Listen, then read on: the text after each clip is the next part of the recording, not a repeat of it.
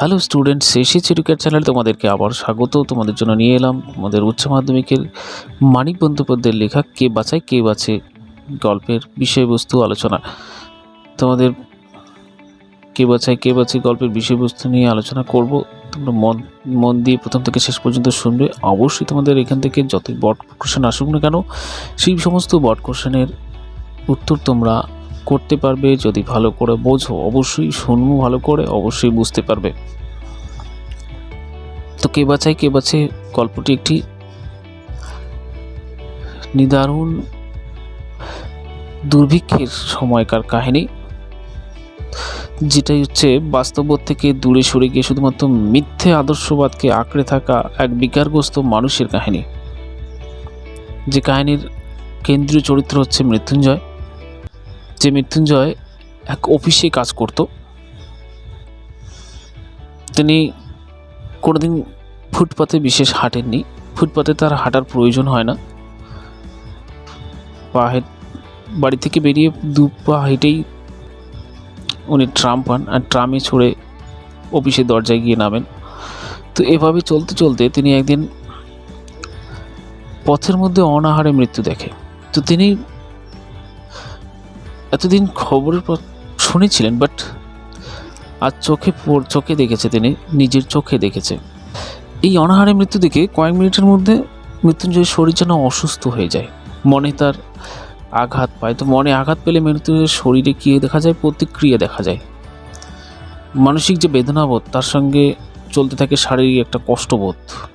তিনি অফিসে পৌঁছেই ছোট্ট একটা কুঠুরিতে ঢুকে ধপ করে চেয়ারে বসে পড়ে। রীতিমতো তিনি কাবু হয়ে গিয়েছিলেন সেই অনাহারে মৃত্যু দেখে। তারপরে তিনি একটু পরেই সেখান থেকে উঠে কল ঘরে যায়, দরজা বন্ধ করে বাড়ি থেকে যত পেট পুড়ে যা খেয়েছে সব বের করে দেয়। এদিকে পাশের কুঠুরি থেকে নিখিল যখন খবর নিতে আসে, তখন কলঘর থেকে ফিরে মৃত্যুঞ্জয় কাচের গ্লাসে জল পান করছিলেন। তো জল পান করে শূন্য দৃষ্টিতে দেওয়ালের দিকে চেয়েছিলেন। তো এবার দেখো এই নিখিল হচ্ছে অফিসের মানে মৃত্যুঞ্জয়ের সমপদস্থ এক কর্মচারী। মাইনে দুজনের প্রায় সমানই। একটা বাড়তি দায়িত্বের জন্য মৃত্যুঞ্জয় 50 টাকা বেশি পান তার থেকে। নিখিল একটু রোগা, তীক্ষ্ণ বুদ্ধি এবং একটু আসলে আলসে প্রকৃতির মানুষ।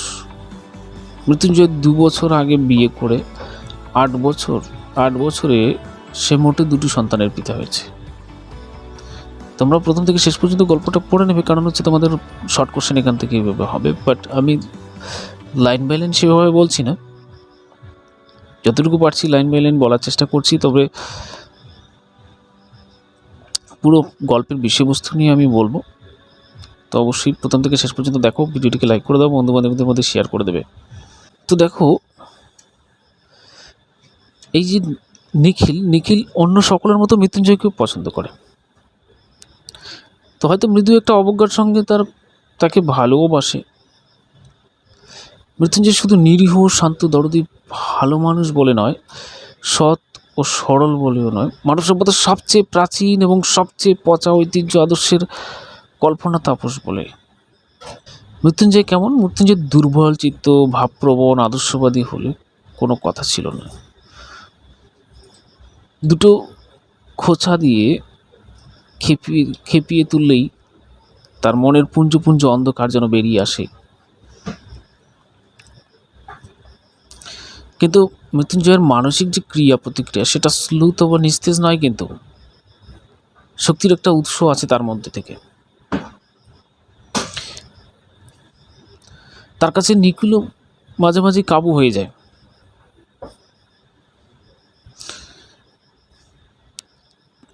তো মৃত্যুঞ্জয় একসময় একটা কথা বলে ওঠে তার নিখিলের সামনে, যে মরে গেল, না খেয়ে মরে গেল। আনমনে অর্ধভাষণে যেন আর্তনাদ করে উঠল মৃত্যুঞ্জয়। মরে গেল, না খেয়ে মরে গেল। তো আরও কয়েকটা প্রশ্ন করে নিখিলের মনে হলো মৃত্যুঞ্জয়ের ভিতরটা যে পরিষ্কার সে দেখতে পাচ্ছে। আসলে কি তার মনের মধ্যে কি ঘটতে চলেছে বা ঘটছে। তো ফুটপাতে অনাহারে মৃত্যুর মতো সাধারণ সহজবোধ্য ব্যাপারটা সে ধারণা করতে পারছে না, কেননা সে আগে সেরকম অনাহারে মৃত্যু দেখেনি। কিন্তু সেটা যে আশ্চর্য নয়, সে যে প্রতিনিয়ত হয়ে চলেছে সেটা সে জানতো না। আমি বেঁচে থাকতে সে লোকটা না খেয়ে মরে গেল, এই অপরাধের প্রায়শ্চিত্ত কি? দেখো, আমি বেঁচে থাকতে সে লোকটা না খেয়ে মরে গেল, মানে আমি বেঁচে থাকতে সে লোকটা না খেয়ে মরে গেল। তার মানে মৃত্যুঞ্জয় ভাবছে যে সেই যে অনাহারতা, সেই দুর্ভিক্ষের সে প্রতিকার করবে, সেই প্রতিকার সে করতে চায়। জেনে শুনে এতকাল 4 বেলা করে খেয়েছিল পেট ভরে, যথেষ্ট রিলিফ ওয়ার্ক হচ্ছে না লোকের অভাবে। আরও এদিকে ভেবে পাই না কি করে সময় কাটবে। ধিক শতধিক আমাকে, মানে নিজেই নিজেকে সে ধিক্কার দিচ্ছে যে এতদিন আমি জেনে শুনেও পেট পুড়ে খেয়েছিলাম। সেই রিলিফ ওয়ার্ক যে হচ্ছে না মানুষদের অভাব পূরণের জন্য, এদিকে সেটাও তিনি ভেবে পাচ্ছিলেন না। মৃত্যুঞ্জয়ের চোখ যেন ছলছল করছে। নিখিল চুপ করে থাকে। খোয়াজ দরদের চেয়ে ছোঁয়াচে কিছু নেই। নিখিলের মনটা খারাপ হয়ে যায়। এটা একটা দরদ যেন জাগিয়ে তোলে মৃত্যুঞ্জয় নিখিলের মনে, যে দরদের চেয়ে ছোঁয়াচে কিচ্ছু নেই। তাতে তার মনটা কি হয়ে যায়, খারাপ হয়ে যায়। কোনো রকম রিলিফ ওয়ার্কে সে যোগ দেয়নি এর আগের থেকে। এরপর সে নিজে খাওয়া কমিয়ে দেয়, মাসিক বেতন পুরোটাই দুর্ভিক্ষপীড়িত মানুষদের মঙ্গল কামনায় দান করে। তারপর নিজেই গিয়ে দাঁড়ায় লঙ্গরখানার অন্য প্রার্থীর ভিড়ে, কারণ দান করতে করতে সে এমন একটা অবস্থায় পৌঁছে যায়, অফিসও ঠিকঠাক যায় না। তারপরে সে নিজেই একটা এমন পরিস্থিতির মধ্যে পড়ে, তাকে নিজেই লঙ্গরখানার অন্য প্রার্থীর সঙ্গে দাঁড়াতে হয়। সে শোনে প্রত্যেকেই আপন দুঃখ আর দুর্ভাগ্য নিয়েই ভাবত। কারণ মৃত্যুঞ্জয়ের বিরুদ্ধে কোনো নালিশ নেই, প্রতিবাদ নেই, দোষারোপ নেই। সে শুধুই ভাবতে থাকে যে তার কী করণীয়, সেটা তার কী করণীয়, আমি কিভাবে এই অভাব দূরীকরণ করতে পারি। স্বাভাবিকভাবেই এরপর মৃত্যুঞ্জয়ের কী হয়, মস্তিষ্কের বিকৃতি ঘটে। এই ভাবতে ভাবতে ভাবতে ভাবতে তার মস্তিষ্কে বিকৃতি ঘটে, সে উন্মাদ হয়ে যায়। সে ভদ্র জামা কাপড় ছেড়ে ছেঁড়া ন্যাকড়া পরে থাকতে শুরু করে। হাতে একটা ছোট মগ নিয়ে সে লঙ্গরখানায় অন্য প্রার্থীর পাশে গিয়ে দাঁড়ায়।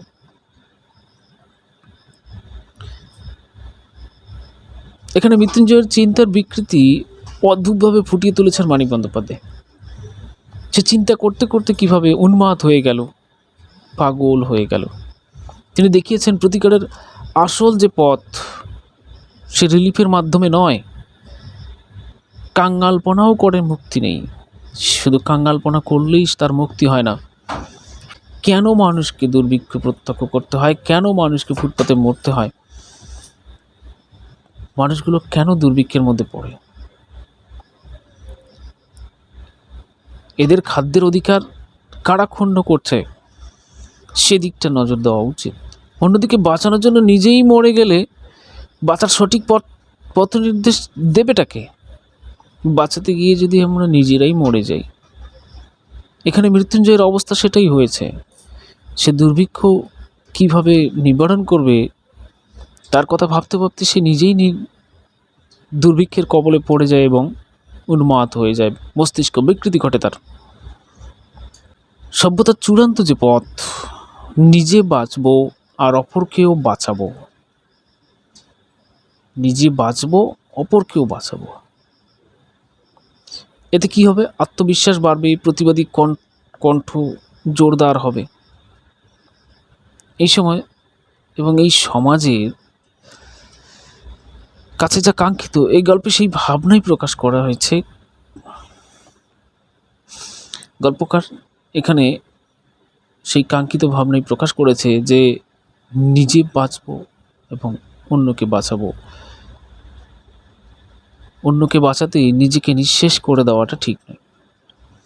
এতে কোনো প্রচারধর্মিতা নেই, আছে মৃত্যুঞ্জয়ের বিকারগ্রস্ত সেই মনের সার্থক রূপ, যা সহজেই প্রতিচ্ছবি হয়ে তুলে ধরেছেন মানিক বন্দ্যোপাধ্যায়।